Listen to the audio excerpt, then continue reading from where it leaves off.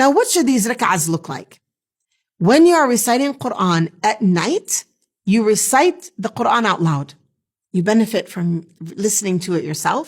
Your recitation improves, and maybe you'll be like Usayd radiallahu anhu, where the angels are coming down and listening to your recitation. Now, of course, I know that not everyone's Quran memorization is good enough to be able to do this at night. So in the Shafi'i madhab, you can set the mushaf in front of you you can get a music stand, a cheap music stand from anywhere really.